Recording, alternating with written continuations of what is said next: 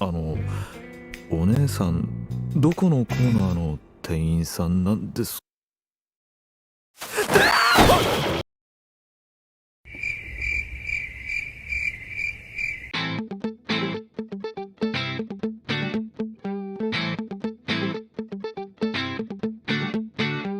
Simple acts of intimacy are so rare these days that you would have better luck winning a gacha game than finding someone who is genuinely happy to see you. I am 21 years old. I have no idea what I am doing. I still text my mom to ask if chicken is supposed to smell like that. And somehow, this anime about a tired old man and his supermarket smoking buddy made me feel seen. Yeah, I am confused too. Let's get into it.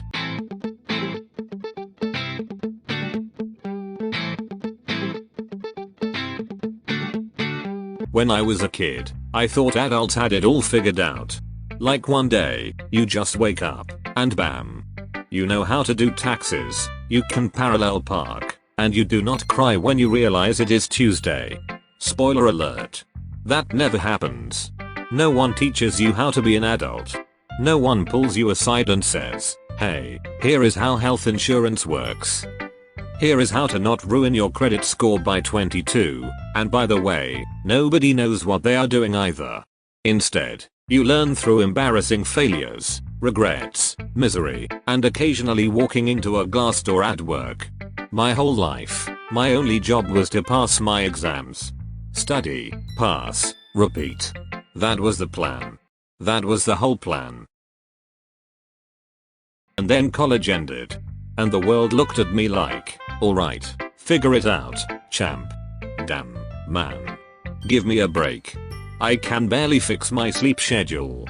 So when I say I went into this anime expecting nothing, I mean it. I thought it would be a cute little rom-com. Maybe some nice vibes. I did not expect to look at a 45-year-old fictional salaryman and think, oh no. That is me in 20 years. And that is terrifying. But also weirdly comforting. Let me introduce you to Sasaki.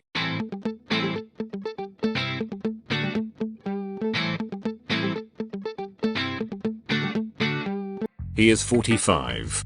He is a salaryman. His hobbies include working too much, being tired, and getting emotionally attached to Akashi's smile. Again. I am 21. And I relate to this man hard. He is so overly sincere, to the point where it is almost annoying. He apologizes for everything. He apologizes for apologizing. I am pretty sure he would apologize to a wall if he bumped into it. About halfway through an episode, I paused the show. I just sat there. And I thought, oh no. Was I like this to other people? The answer was yes. Absolutely yes. I was the kid who said sorry so much that people got annoyed. I once went to a stranger's funeral just to apologize to them. So yeah. Sasaki hit different. But here is the thing. Even though this man is a burnt out husk of a human being who has probably seen more spreadsheets than sunsets, I would still hang out with him. Just to rant. Or pass the time. Or sit there and exist without having to perform being okay. That is when I realized this show is not really about romance. It is about two tired people finding a corner of the world where they can stop pretending. Here is something nobody warned me about. Adulthood does not break you with a sledgehammer. No dramatic villain. No single moment where everything falls apart. It degrades you. Slowly. Like a video game character losing 1 HP at a time until you suddenly realize you are at 0 and do not even remember when it happened. Depressing? Yeah. But stay with me. That is when the smallest things start to feel massive. A genuine smile. Someone remembering your name. A person who is just happy to see you. Not because they want something. Not because you are useful to them. Just because you are you. I did not know I was starving for that until this show slapped me in the face with it. Most anime gives you escapism through magic, or monsters, or high schoolers saving the world. This one gives you something rarer. The escapism of being truly seen by another person while doing absolutely nothing important.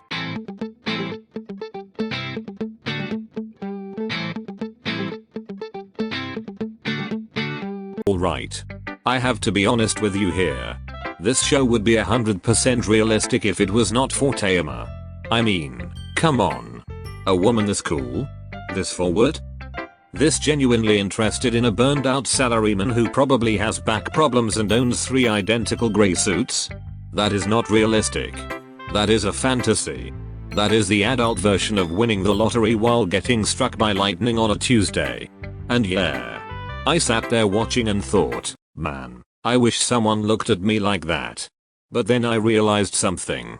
The fantasy is not that she is attractive. I mean, that helps. But that is not the point. The fantasy is that she pursues. She actually goes out of her way to find her moment of peace. She finds her person and she holds on. She does not wait for Sasaki to figure it out. Because let us be real, that man would not notice a hint if it hit him with a brick. And that is when the show stopped being a fantasy for me. It became a question. Why are we not doing that for each other?